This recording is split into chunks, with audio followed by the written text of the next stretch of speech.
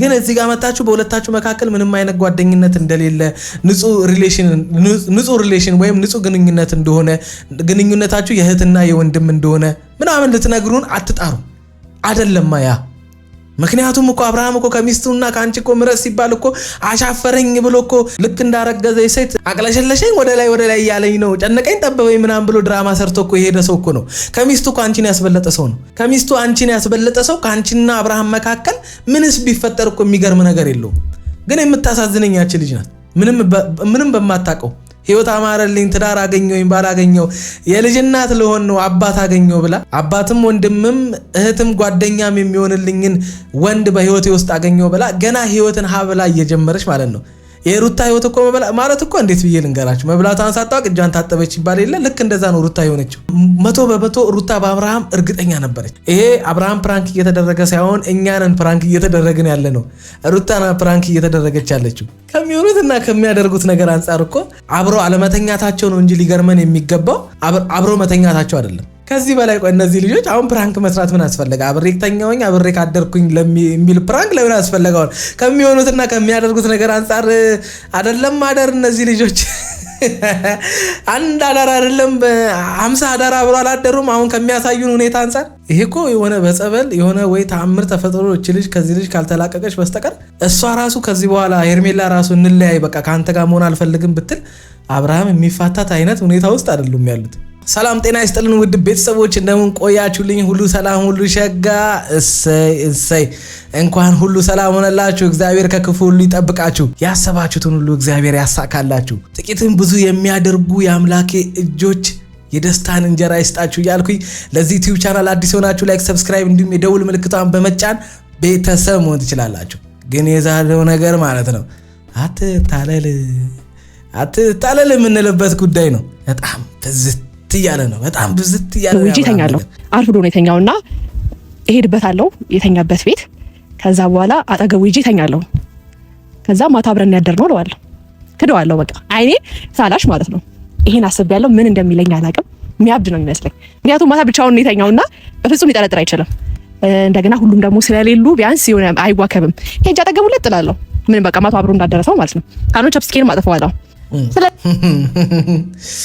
አሁን መቼም እኔ ማስበውን ነገር ነው እናንተም እያሰባችሁ አላችሁት አይደለ በእነዚህ ልጆች ጉዳይ ሐሳቦቻችን ሁሉ አንድ አይነት እየሆነ ነው አሁን ሰሞኑን ምክንያቱም ተግባራቸውና አካውናቸው እያንዳንዱ ሐሳባቸው ምን ታቅዶበት ምን ታስቦበት እንደሚካሄድ ግዴታ እኔ ራሱ መናገር የለብኝም እነሱ የሚሄዱበት መንገድ በጣም ግልጽና ግልብ የሆነ መንገድ ነው ያም ደግሞ ምን እንደሆነ በደንብ አድርጋችሁ ታውቃላችሁ ግን አሁን ወደ ዋናው ሐሳብ ስንመለስ እንደ ንግግሯ ከሆነ እሷ አብርሃምን ፕራንክ ልታረጎ ነው ፕራንኩም አብራው እንዳደረች ግን እሷ አብሯት አላደረም እሷ ግን በጠዋት እሱ በተኛበት መታ ምናምን ከጎኑ ገብታ አቅፋው ምናምን ነገር ከዛ እሱ ከእንቅልፉ ሲነቃ ምናምን ሄርሜላ ደቅ ብላለች ደንግጦ እንዴት ሊሆን ቻለ ምናምን ብሎ ከዛ አብርሃም ይዋከባል እሷ ግን ፕራንክ እያረገችው ነው ምክንያቱስ አብራው አላደረችማ እንደዛ አመናችሁ እንደዛ ነው ነገሩ አሁን ይሄንን ፕራንክ ምን አመጣው እኔ አሁን ከሄርሜላ አነጋገር ትዝ ያለኝን አንድ ታሪክ ልንገራችሁ አንድ ልጅ ከናቱ 5 ብር ይሰርቃል ከዛ ያንን 5 ብር ይወስድና ልጁ መብላት ያለበትን ከረሜላ ሚን ሸንኮራ ብቻ ይበላበታል ከዛ ወደ ቤት ሲመለስ እናትየው 5 ብሩን እየፈለገችው ነው ከዛ ልጅየው ድንገት ሲገባ እናትየው ያያታልና ዞር ብላ ስታየው የምን 5 ብር አላት ልክ የሄርሜላ ማነጋገር እንደዛ ነው ሳትጠየቅ ምን ሳትል መጣ የተደረገውን ያሳለፉትን ነገር ብሬን ወሽ ልታረገን ምክንያቱም ሁሉም ሰውን እያሰበ ያለው በሄርሜላና በአብርሃም አካሄድና አካውን ወይም ደግሞ ተግባር ከሚያሳዩን ነገር አንፃር አብርሽ ሩታ ላይ ካደረጋቸው ነገሮች አንፃርና ከሚሆናቸው አካውኖች አንፃር ሄርሜላና አብርሃም መካከል ምን ሊፈጠር እንደሚችል ግልጽ ነው ስለዚህ አሁን ያ ነገር እንደማይፈጠር እነሱ መቼም አብሮ እንደማያድሩ እነሱ መካከል እኛም እናስበውና ካካሆናቸው የተረዳነው ሊሆን ይችላል ብለን የምናስበው ነገር ሊፈጠር እንደማይችል እንደገና ደግሞ ከዚህ በፊትም እንዳልተፈጠረ በፕራንክ ሙዳውን ሊነግሩን ነው እንደዛ ነው እየነገሩን ያሉት ስለዚህ አሁን ሄርሜላ የምን 5 ብር ነው ሳትጠየቂ ፈሳ ያለበት ዝላ ያችል ማርል የሚባለው ከነከናቸው ሄዳችሁ ከእንደዚህ አይነት ነገር ውጪ በእናንተ መካከል ሊፈጠር እንደማይችል አይኑ በደንብ አድርጋችሁ እናንተም ታውቁታላችሁ እኛም እናውቃለን እናቴ ወደ አብርሽ የሚተኛበት ክፍል እንሂድ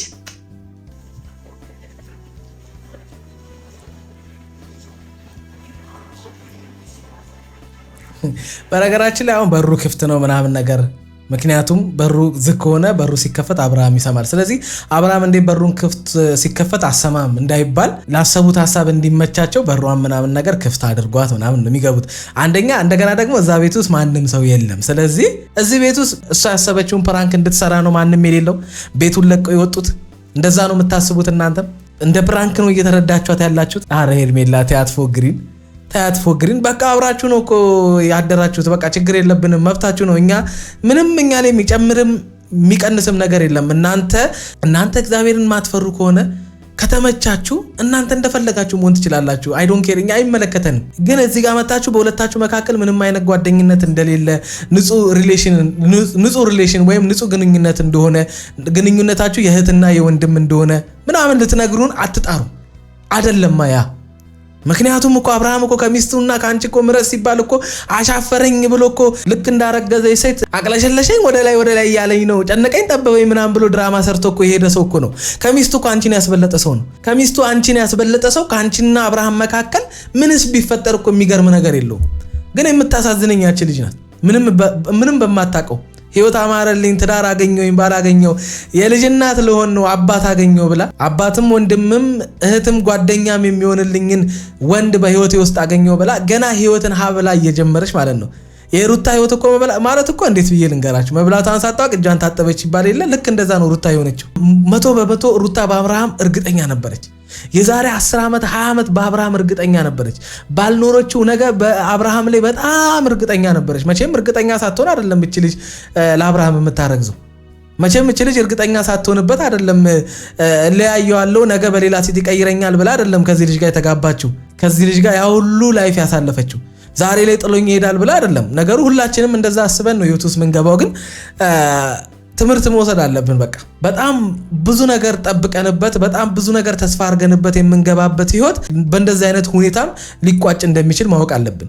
የደላው ተጣልቶ ሳይስማማ ብዙ ነገር ተፈጥሮ ምናምን ነገር በቃ ይለያዩ ተብሎ ሰው እንኳን እስከ መስማማት ደርሶ መለያየት ላይ ደርሳሉ። የአብርሃምና የሩታ ትዳር ግን አንደኛ ወገን በትዳሩ ላይ መሆን ያለበትን ባለመሆን፣ ኃላፊነትን ባለመወጣት፣ ቸልተኛ በመሆን ሚስቱን የሚያስከፋ ነገር በማድረግ የሚያስከፋው ነገር ስህተት እንደሆነ አምኖ ይቅርታ መጠየቅ ባለመፈለግ፣ ትግስተኛ ባለመሆን፣ ሚስቱን ፕሮቴክት ባለማድረግ፣ ለሚስቱ ባለመጨነቅ፣ ለሚያደርጋቸውና ለሚሆናቸው ነገሮች እንደገና ደግሞ በሁለቱ መካከል በሚሆንባቸውና በሚደረግባቸው ነገር፣ ሶስተኛ ደግሞ እሱ ሩታን ሳያገኝ በህይወቱ ውስጥ በነበሩ ሴቶች መጥቶ ዛሬ ላይ ትዳሩ ሲበጠበጥ ሚስቱን እንደዛ ሲናገሩ ትዳሩን እንደዛ እንደፈለጉ ሲያደርጉት እሱን እንደፈለገ ሲሆኑበት በትዳሩ ላይ ፈላጭ ቆራጭ ሲሆንበት ዝም በማለት እንደገና በተፈጠሩት ነገር የሚስቱ ማዘን፣ የሚስቱ ማልቀስ፣ የሚስቱ መጨነቅ አንዳች ቦታ ባለመስጠት ሚስቱ በሱ ሰናዳ ተስፋ በመቁረጥ ማይሆን ንግግሮችን እስክትናገር ድረስ እስክትመታው ድረስ ቤቱን ለቃ እስከመውጣት ድረስ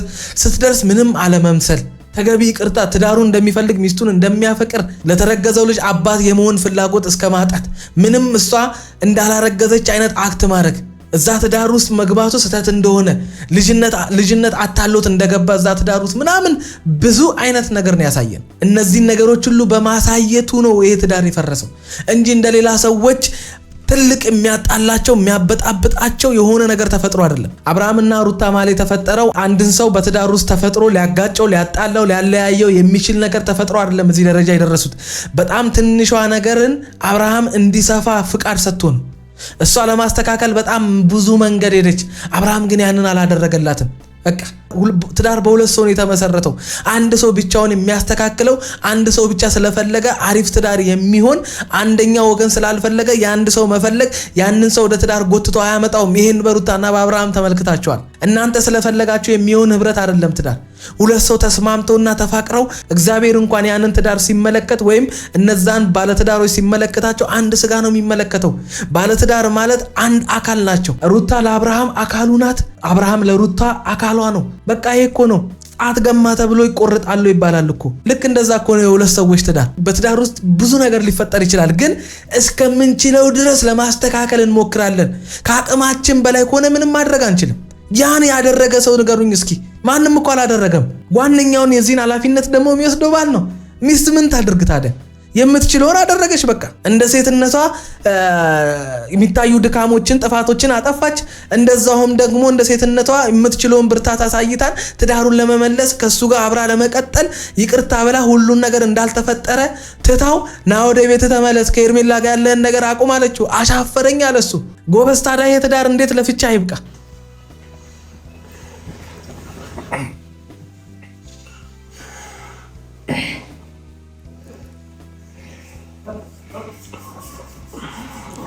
በነገራችን ላይ ሰው ካጠገባችሁ ከመጀመሪያውም ተኝቶ ካልነበረ በስተቀር እንደ አዲስ እናንተ የተኛችሁበት ቦታ ላይ ሰው መጥቶ ብርድ ልብሱን ገልቦ ምናምን ሲገባ በምንም ተአምር እኔ እንጃ ካልሞታችሁ በስተቀር ትሰማላችሁ።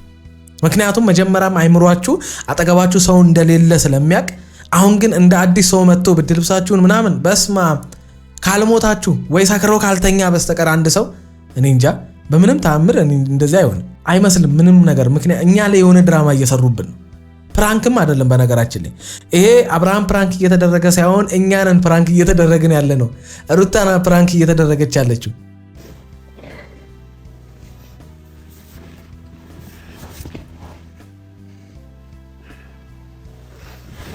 ምንድነው?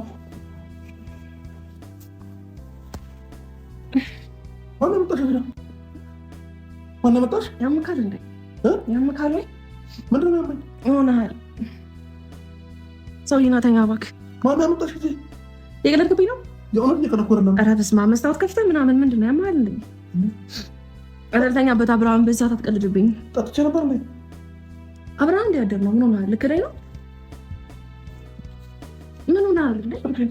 እናንተ ማን ዲቫን ቅልፍ የመጣው በዛ የምትቀልድበት ሰዓት ነው እኮ። ማን ያመጣሽ ነገር ነው? ማን ያመጣሽ? ማታ አብረን ያደር ነው። ያን እንጂ ዳኛው ቢታር እንዴት ነው ያለው? እኔ እዚህ ጃ እንደ መጣሁት እኔ አይደለሁ ያመጣሁክ እንዴ? ነው ሻላንቺ አምሻል የቀለሽብኝ ነው። በጣም አንተ ነው እየቀለድክብኝ ያለው። እኔ ግን በነገራችን ላይ ማለት ነው እሺ ይሁን ተፋቷል እንደፈለገ ይሁን አለን። ትናንት የተፋታ ሰውዬ በዚህ ፍጥነት በነፃነት ከዚህ ልጅ ጋር እንደፈለገ የሆነ ቪዲዮ መልቀቅ ማለት ለምን አስፈለገ ነው? አሁን የምሬን እኮ ነው። ከሷ ጋር ምንም አይነት ግንኙነት እንደሌለው ነገረን አይደለ? የእህትና የወንድም ግንኙነት እንደሆነ ከነገረን ለምንድን ነው እንደዚህ መስራት ያስፈልገው? እንደዚህ መሆን ያስፈልገው? እነዚህ ልጆች ከካሜራ ጀርባ ያደርጉት የነበረውን ነገር ወይ በጋህድ ይዘውት በቃ በነፃነት ነገሮችን ለማድረግ ፈልገዋል። ምክንያቱም በቃ ካፈርኩ አይመልሰኝ ነው፣ ምንም ነገር ያበጠ ይፈንዳ ብለው እንደፈለጉ ሊሆኑብን ነው። የእነዚህ ልጆች ሪሌሽን የተጀመረው አብርሃምና ሩታ ሲጣሉ ወይም ደግሞ አቤላ የሚባል ልጅ ሄርሜላን ጎትቶ አብርሃም ጋር መጣት ጊዜ አይደለም። የሆነ የቆየ ግንኙነት ግን እንዳላቸው ተግባራቸው፣ አካሆናቸው፣ ፍጥነታቸው ምናምን ያስታውቃል። ምንም የሚመጣ ነገር የለም ብለው ነው አሁን እየሰሩ ያሉት። አቤል ጋር ማታ እዚህ አብረን እኮ ነው የመጣ ነው። አቤል ብሩክ ሁላችንም ተሰብስበን እዚህ ነው የመጣ ነው። ኧረ አብርሃም በጌታ አትቀደድብኝ። እኔ እንቅልፍ ይመጣል። ናተኛ አልተኛ ምን አልፈልግም ነው ያማ እንዴ ማታ አብረን ያደርነው ልክ ደይ ነው ካንቺ ጋር ነው አልተኛው። እየቀለድሻለማ እና ገብተኛውና ሄርሜላ እየቀለድሽብኝ ነው። ናተኛ አትቀደድብኝ ነው አሁን ማለት ፕራንክ ምናምን ሆኖ እዚህ ጋር ካሜራው ከዚህ ጋር እየተቀረጸ ምናምን ነገር አብርሃም ሳቅ ምንም ሳይታየው ሄርሜላ ፕራንክ አድርገው ምናምን ነገር በአብርሃም ቻናል ምናምን ተለቆ አራት ፎግሩን አብርሃም እንደፈለግኩም በቃ ያጣፍጥልህ። እንግዲህ እስከመቼ እስኬት እስከሚዘልቅ እናየዋለን። እስኪ ምን የተለየ ነገር ከሄርሜላ እንዳገኘ እናየዋለን። ሰርቆ የተሻለ ህይወት የኖረ የለም። አንተም ልክ እንደዛው የተከበረች ሚስት ያለች እግዚአብሔር ወርቅ የሆነች ሴት ሰጥቶ እሷን መያዝ ሳችል አባቢ እሷን መንከባከብ ሳችል ለዛውም እርጉዝ ሆና አንድም ቀን ከጎና ቆመ ሳታሳየን እንደ ባል እሷን ትሪት ሳታረግ ምናምን ነገር እንደገና ሌላ ሴት ጋር መሄድ ምናምን የጣፈጠ ህይወት ይኖራል የተሳካ እንደገና እግዚአብሔር በሌላ ልጅ እንዲባርክ ምናምን ማለት ነው። በዚህም ግንኙነት እግዚአብሔርን ልታመሰግን በዚህም እንደው ይሁንና ከሄርሜላ ጋር ብትጋባ በዚህም ትዳር ውስጥ እግዚአብሔር አለበት ልትለን እግዚአብሔርን ልታመሰግንበት። ጉድ እኮ ነው አባቢ። አሁን ፕራንክ ነው እሺ። እዛ ታይዋለህ ጌታ ደቂቃውን ስንት ሰዓት እንደተኛውን ማለት ነው። በጣም ብዙ ሰዓት አልተኛውም እና ቶሎም ነቃ ከእንቅልፍ ማለት ነው። ወይኔ ስተኛ ግን ስታምር በእኔ በሬተኛ ነው። አሁን እዛ ቁርስ እንበላለን ጋር እኮ እሺ እየሄድን እናውራ። እየሄድን እኔ ቡኛለ ማታ ነው ነው እሺ ጋር ሲያልቆይና ሊያዝክ። ስለዚህ ማለት ነው እኔ ግን ግራ የሚገባኝ ማለት ነው ማለት የአብርሃምን እያንዳንዱን ድርጊቱን ስታዩት ሩታ ከዚህ በፊት ተናግራለች አይደለ? ከአንደበቱ የሚወጣው ቃልና ድርጊቱ የተለያየ ነው ብላለች። ትዳሩን በመፍታቱ ከሩታ በመለያየቱ የቆጨው ሰው፣ ትዳሩን በማጣቱ በጣም የከፋው ሰው፣ በጣም ትክክል እንዳልሰራ ጸጸት እንደተሰማው አይነት እግሯ ላይ እንደወደቀ አይነት ሰው ቢሆን ኖሮ አብርሃም ማለት ነው የእውነት ያን ያደረጋቸው ተግባሮች እንዳለ ሲያሳየን የነበረው ነገር እንዳለ የእውነት ቢሆን ኖሮ ሲያሳየን የነበሩት ነገሮች የእውነት ቢሆን ኖሮ ትዳሩን ያጣበት አንዱ ምክንያት ሄርሜላ እንደሆነች እዚህ ደረጃ የደረሰው ሄርሜላ በህይወቱ ስለመጣች ከሄርሜላ ጋር ባለው ግንኙነትና ቀረቤታ ከሄርሜላ ጋር በሚያሳዩት ነገርና በሚሆነው ነገር ሩታ ተስፋ ቆርጣበት እኔ ልጁን አርግዤ ልጁን በሆዱ ይዤለት ነገ የልጅ አባት ላረገው ያን ሁሉ ውጣ ውረዶች አብረን አሳልፈን እዚህ ደርሰን በዚች በአንድ ወር በ15 ቀን ውስጥ ሄርሜላ መታ ደስተኛ ስታረገው ሩታ ምን አይነት ስሜት ነው የሚሰማት? 3 ዓመት ምናምን ነው 2 ዓመት ሙሉ እኮ ከኔ ጋር ደስተኛ አልነበረም ነው ወይም ደግሞ የሚገባውን ደስታ አልሰጠውትም የሚል የማይሆን ነገር ነው አይምሮ ውስጥ የሚፈጠረው። በአንድ ወርና በ15 ቀን ውስጥ በዚህ ደረጃ ከሄርሜላ ጋር ሲሆን ፍቺውን እስከ መርሳት ድረስ ሩታን እስከ መርሳት ድረስ የሚያደርስ ግንኙነት በአብርሽና በሄርሜላ መካከል መኖሩ እስካሁን ግራ ያጋባኛል። የምሬን ነው። ይሄ የ15 ቀን የ1 ወር የ2 ወር ግንኙነት ነው ብላችሁ ታምናላችሁ? በዚህ ደረጃ ትዳሩን እንዲፈታ ወይም ሩታን እንዲረሳ ያደረገው የአጭር ጊዜ ግንኙነት ብቻ ነው በሄርሜላና በአብርሃም መካከል ያለው ግን የሆነ ነገር አጠረጥሩ። ስለዚህ ምን አይነት አዘግነች በእግዚአብሔር አሁን እንቅልፍ አልነቃም። ገብተኛ ቁርስ ያበረ ቁርስ አመጣልሃለሁ። ፍራንክ የሌለበት ያበረ ቁርስ እሺ ያቴ ታመጣልሃለች። አልነቃም ከሌለ ቲክቶክ ላይ ምንም ግራ ሲገባኝ ፍራንክ አደረኩ የኔ ቦርጫ ተሳካደኝ። ከሚሆኑትና ከሚያደርጉት ነገር አንፃር እኮ አብሮ አለመተኛታቸው ነው እንጂ ሊገርመን የሚገባው አብሮ መተኛታቸው አይደለም። ከዚህ በላይ ቆይ እነዚህ ልጆች አሁን ፕራንክ መስራት ምን አስፈልጋ? አብሬ ተኛውኝ አብሬ ካደርኩኝ ለሚል ፕራንክ ለምን አስፈልጋው? ከሚሆኑትና ከሚያደርጉት ነገር አንፃር አይደለም ማደር እነዚህ ልጆች አንድ አዳር አይደለም 50 አዳር አብሮ አላደሩም። አሁን ከሚያሳዩን ሁኔታ አንፃር ይብላይ ለሩታኔ የማያልፍ ነገር የለም እናቴ። ሁሉም ያልፋል ሩታዬ፣ ሁሉም ያልፋል። ይሄም ያልፍና የሆነ ጊዜ ታውሪዋለሽ። ትንሽ ጊዜ ነው። ደግነቱ እግዚአብሔር የምትኖሪለትን ነገር ሰጥቶሻል። ሁሉን የምትረሽበትን ነገር ሰጥቶሻል። ያ ሴት ነሽ የገባሽበት ዳር የኖርሽበት ህይወት ያ ሁሉ ዋጋ የከፈልሽበት ነገር እንደዚህ ሲሆን ያሰብሽው ነገር ሳይሳካ በእልምሽም ይሁን በእውንሽ ይሆናል ብለሽ ያላሰብሽው ነገር በህይወትሽ ላይ ሲያጋጥምሽ ከባድ እንደሚሆንብሽ አይኑ ግን በቃ ምንም ማድረግ አንችልም። ሰው ከዚህም የባሰ ነገር ያጋጥመዋል። አንዳንድ ጊዜ በህይወታችን ውስጥ የሚፈጠሩ ነገሮችን እንደተሰበረ ብርጭቆ ነው መመልከት ያለብን። በቃ የተሰበረ ብርጭቆ ከዚህ በፊት ነግሬያቸዋለሁ። ተሰበረ በቃ መልሰን ልንገጣጥመውና ወደ ነበረበት አገልግሎት ልንመልሰው አንችልም አይደል? እንደውም የተሰበረውን ቀስ ብለን እኛንም ሳይቆርጠን እጃችንን በማይጎዳ ነገር አንስተ ነው እንደገናም ደግሞ ስንጥለው ሌላም ሰውን እንዳይጎዳ አድርገን በጣም አስተካክለን ህፃናትም ልጆችም እንስሳን እንኳን እንዳይጎዳ አድርገን አይደለም የምንጥለው። በህይወታችን ውስጥ የሚፈጠሩ አንዳንድ ነገሮችን እንደዚህ አድርገን ነው አርቀን መጣል ያለብን። በቃ ወንድሜ ህይወት ይቀጥላል እኮ ይሄ ህይወት ብቻ ነው የኛ ከዚህ ህይወት ውጪ እግዚአብሔር ሌላ ህይወት አላዘጋጀልንም ብለን ራሳችንን የምንጎዳበትና የምንጨነቅበት ምንም አይነት ምክንያት የለም። ሰነፎች ካልሆንም በስተቀር በእግዚአብሔር ላይ እምነት የሌለን ካልሆንም በስተቀር ከዚህ ሰው ውጪ ህይወት የለኝም ብለን የምናስብ አይነት ሰው ካልሆንም በስተቀር እስትንፋስ የሰጠኝ ህይወትን የሰጠኝ ነገን የሚሰጠኝ አብሮኝ የነበረው ሰው ነው ብለን ደካማ የሆነ የሰይጣንን ሐሳብ ካላሰብን በስተቀር እግዚአብሔር በእኛ ህይወት ውስጥ ሁሌም ቀን አዲስ ነገር አለው። አብሰው ለተጎዱና ለተሰበሩ ሰዎች እግዚአብሔር በጣም ቅርብ ነው። ከእግዚአብሔር ውጪ እነዛን ሰዎች ሊጠግናቸውና አዲስ ህይወት ሊሰጣቸው የሚችል ምንም ነገር የለም። ስለዚህ እግዚአብሔር ለኛ ሁሌም በጎ ነገር አለ። መጽሐፍ ቅዱሳችን እንኳን በያዕቆብ መልእክት ላይ 1:17 ላይ በጎ ስጦታ ሁሉ ፍጹም በረከት ሁሉ ከላይ ናቸው፣ መለወጥ በእርሱ ዘንድ ከሌለ ምንድነው ዋናው ሐሳብ? በጎ ስጦታ ሁሉ ፍጹም በረከት ከእግዚአብሔር ነው አባቢ። አይ ከዛስ መለወጥም በእርሱ ዘንድ ከሌለ ይለናል አባቢ። የምናገባው አብረነው የምንኖረው ሰው በዙሪያችን ያለ እንዳለ የሰው ፍጥረት የሚለወጥ አስቀመጥነው ቦታ የማናገኘው ፍጥረት ቢኖር የሰው ልጅ ነው። ለኛ ያ ሰው አብሮን ያለ ሰው የትዳር አጋር ወይም የፍቅር አጋራችን የማይለወጥብን ከኛ ጋር ህይወትን መኖር የሚፈልግ ከሆነ የሚያፈቅረን ከሆነ ከዛም አልፎ ፈሪሃ እግዚአብሔር ካለው ብቻ ነው። አብሮኝ ላለው የህይወት አጋሬ አንዳች ያጎደልኩበት ነገር የለም ብለን ኮንፊደንስ እንዳይሰማን እኛ ሙሉ ነገር አድርገንለታል ብለን ልናስብ እንችላለን። ያ ሰው ግን ምን ጎደለብኝ ብሎ እንደሚያስብ የምናውቀው ነገር የለም። ስለዚህ እምነታችን ሁሉ በሰው ላይ ሳይሆን በእግዚአብሔር ላይ። በእንደዚህ አይነት ሁኔታ እንኳን ሩታ ላይ እንኳን የሆነውን ነገር ተመልከቱ። አሁን ባለችበት ሁኔታ ሩታ እንደዚህ አይነት ነገር ያጋጥመኛል ብላ አስባ ነበረ? ለዛውም ልጁን በሆዷ ይዛ አባት ልታረገው ሙሉ ልታረገው ህይወቱን ወደ ሌላ ምዕራፍ ልታሸጋግርለት በተዘጋጀችበት ሰዓት ይሄ ነገር ይፈጠርብኛል ብላ ጠብቃለች ነው። ስለዚህ ሁሉ ጊዜ በህይወታችን ውስጥ ለሚፈጠርበት ነገር ራሳችንን ሁሌ ዝግጁ እናርግ። የማይለወጥ አንድ አለ፣ እሱም እግዚአብሔር ብቻ ነው። የሰው ልጅ ተለዋዋጭ ፍጥረት ነው። ይሄ ነው ስንል ይሄ ያ ነው ስንል ያ ምንም የማይጨበት ፍጥረት ቢኖር አይደለም ለሰው ለእግዚአብሔር እንኳን የማይመች ፍጥረት ምድር ላይ የሰው ልጅ ነው። እንስሳ እግዚአብሔርን አስቸግሮ አያውቅም። ሁሌ እግዚአብሔርን የሚያስቸግረው የሰው ልጅ ነው። ለዛም ነው አዳኝ ይላከው።